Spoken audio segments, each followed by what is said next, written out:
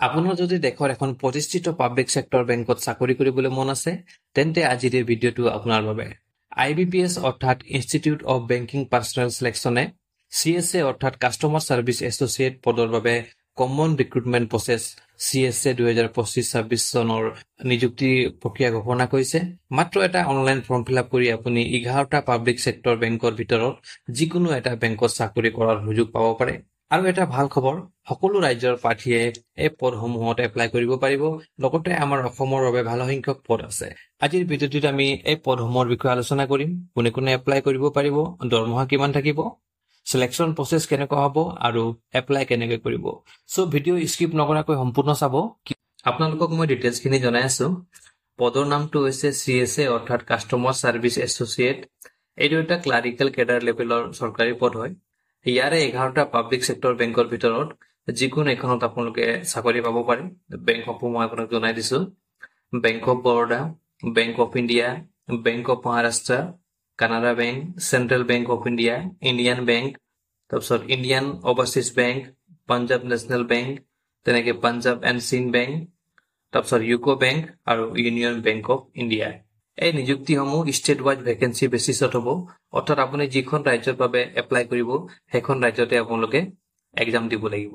এতিয়া আহিছো ইলিজিবিলিটি ক্ৰাইটেৰিয়ালৈ।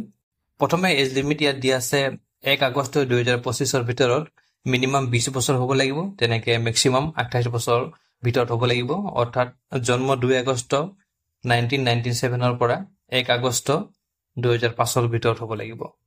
অৱশ্যে বয়সৰ ৰেহাই দিয়া হৈছে, যেনেকে SC STৰ বাবে 5 বছৰ, OBCৰ বাবে 3 বছৰ, PWBDৰ বাবে 10 বছৰ আৰু এক্স সাৰ্ভিসমেনৰ বাবে একচুৱেল সাৰ্ভিস প্লাস 3 বছৰ অৰ্থাৎ মেক্সিমাম 50 বছৰলৈকে বয়সৰ ৰেহাই দিয়া হৈছে। তেনেকে এডুকেশ্যনেল কোৱালিফিকেশ্যন ইয়াত দিয়া আছে মিনিমাম গ্ৰেজুৱেশ্যন কৰা হ'ব লাগিব, লগতে কম্পিউটাৰ চাৰ্টিফিকেট থাকিব লাগিব। কম্পিউটাৰ নলেজ থকাটো জৰুৰী। তাৰপিছত ইয়াত লোকেল লেংগুৱেজ প্ৰফিচিয়েঞ্চি দিয়া আছে, অৰ্থাৎ আপুনি যিখন ৰাজ্যত এপ্লাই কৰিব সেইখন ৰাজ্য ভাষা আপুনি লিখিব পাৰিব লাগিব, পঢ়িব পাৰিব লাগিব, ক'ব আৰু বুজিব পৰা হ'ব লাগিব। ইয়াত এক্সাম পেটাৰ্ণ দিয়া আছে। এক্সাম পেটাৰ্ণ দুটা ফেজত হ'ব এক্সাম। প্ৰথম ফেজত আপোনালোকৰ প্ৰিলিমছ হ'ব, তাৰপিছত ছেকেণ্ডত হ'ব মেইনছ। প্ৰিলিমছত আপোনালোকৰ অবজেক্টিভ টাইপ কুৱেশ্যন আহিব 100 মাৰ্কৰ, যাৰ বাবে সময় দিয়া থাকিব 1 ঘণ্টা। ইয়াত থাকিব আপোনালোকৰ ইংলিছ লেংগুৱেজ 30 মাৰ্কছৰ, তাৰপিছত নিউমেৰিকেল এবিলিটিৰ বাবে 35 মাৰ্কছ থাকিব, তেনেকে ৰিজনিং এবিলিটিৰ বাবে 35 মাৰ্কছ। ইয়াত প্ৰতিটো ছেকশ্যনৰ বাবে 20 মিনিট সময় দিয়া হ'ব বুলি ইয়াত লিখা আছে। এক্সাম অনলাইন হ'ব।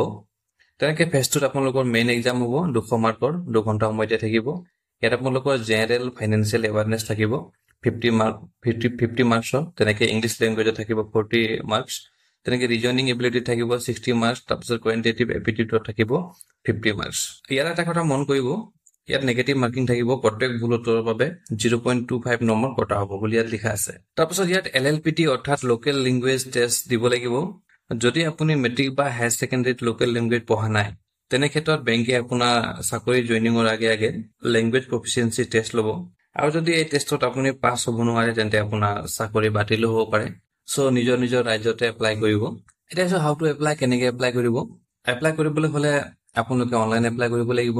1 আগষ্টৰ পৰা অনলাইন এপ্লাই আৰম্ভ হৈছে ইতিমধ্যে, আৰু ইয়াৰ লাষ্ট ডেটটো হৈছে 21 আগষ্ট। সো 21 আগষ্টৰ আগে আপোনালোকে www.ibps.in গৈ অনলাইন এপ্লাই কৰিব পাৰিব। মই এডভাৰটাইজমেণ্টখন আৰু ইয়াৰ অনলাইন এপ্লাই কৰা লিংক ডিছক্ৰিপশ্যনত দি দিম, তাত গৈ আপোনালোকে ধুনীয়াকৈ এডভাৰটাইজমেণ্টখন চাই ল'ব আৰু লগতে তাত এপ্লাই কৰিব পাৰিব। এপ্লাই কৰোঁতে এপ্লিকেশ্যন ফিজ পে কৰিব লাগিব। জেনেৰেল, OBC আৰু EWS কেণ্ডিডেটৰ বাবে 850 দিব লাগিব। তাৰপিছত SC ST আৰু PWBDৰ বাবে 175 ৰুপিজ পে কৰিব লাগিব।